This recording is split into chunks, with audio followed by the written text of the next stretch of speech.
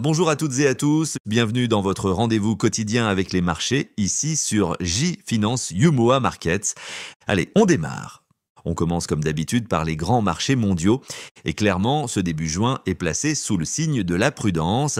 En Europe, le CAC 40 et le DAX 40 reculent légèrement, respectivement moins 0,19% et moins 0,28% sur fond de tensions commerciales relancées.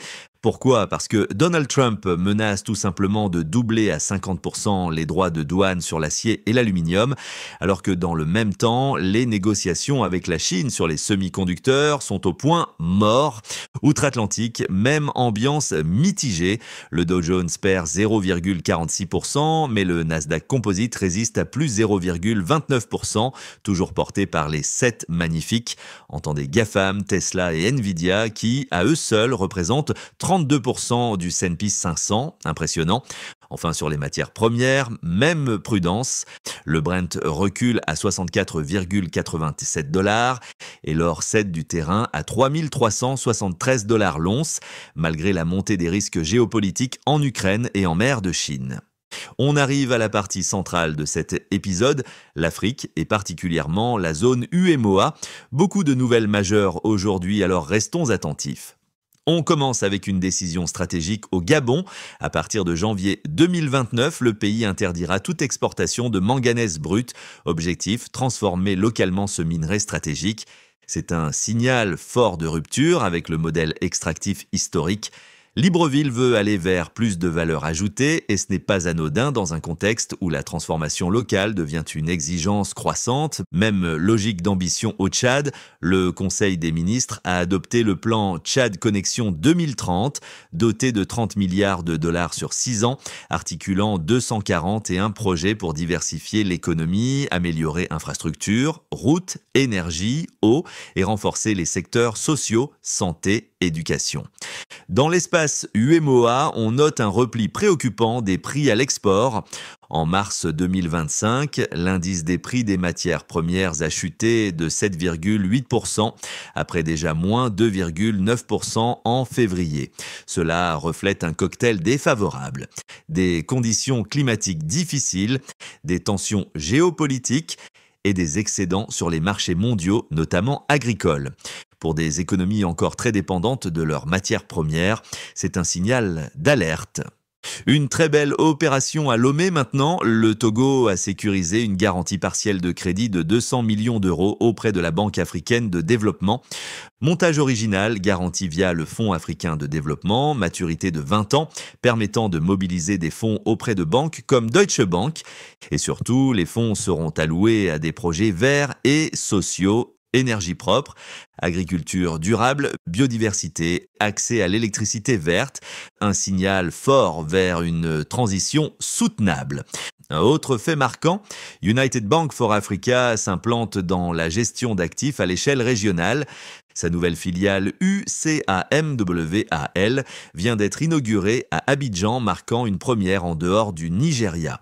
C'est une montée en gamme stratégique, capter l'épargne locale, répondre aux besoins des institutionnels et des particuliers fortunés et dynamiser la profondeur des marchés financiers ouest-africains. Du côté des sociétés cotées ou suivies de près, Vivo Energy, Côte d'Ivoire affiche une hausse de 33% de son bénéfice net en 2024 à 5,3 milliards de francs CFA. Quant à Petrosi Holding, elle réalise un chiffre d'affaires proche du milliard de dollars avec un bénéfice net de 56 millions de dollars, soutenu par le développement du champ baleine et la relance de ses activités butanes et pétrolières. Et pour conclure cette section, un petit détour par le marché de la dette. La Côte d'Ivoire revient sur le marché régional avec une émission de 50 milliards CFA ce mardi 3 juin, composée de un BT 364 jours et 3 OAT de 3, 5 et 7 ans, avec des coupons compris entre 5,7% et 6%. Dans un contexte où plus de 325 milliards de francs CFA d'échéance arrivent ce mois-ci, cette opération sera scrutée de près. Côté BRVM, séance relativement calme ce lundi 2 juin. Les indices évoluent peu, le BRVM Composite cède 0,08%, le BRVM 30 gagne 0,08% et le BRVM Prestige recule de 0,17%. Niveau sectoriel, l'industrie reste la locomotive, plus 1,7% sur la séance et plus de 58% depuis janvier. À l'opposé, Télécom reste dans le rouge, 2,7% depuis janvier. Top 3 de la journée, en tête, Filtisac CI s'envole de plus 7,4%, portant sa performance 2025 à un impressionnant plus de 128%.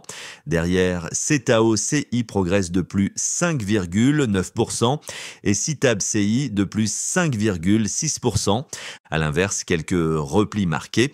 BOA Bénin chute de moins 7,2%, BCCI de moins 5,6% et BOA Mali de moins 3,2%. Quelques annonces à retenir du côté corporate. Côté obligations d'entreprise, Ecobank CI prépare la première cotation de son Gender Bond, 6,50% 2024-2029, le 12 juin. Dividende, Sicable CI paie 128,1 CFA. Orange CI versera 750 CFA le 11 juin. Le groupe BOA échelonne les siens toute la semaine. Orcote cap sur le Bénin. La Loterie nationale du Bénin boucle 2024 avec un chiffre d'affaires de 102,5 millions de francs CFA, plus 9%, et un résultat net de 7,18 millions de francs CFA, plus 84%. Dividende proposé, 290 francs CFA, soit un généreux payout de 81%. Au T1 2025, le CA recule de 6%, mais le résultat net progresse encore de 5%. Voilà ce qu'il fallait retenir aujourd'hui. Merci de votre fidélité.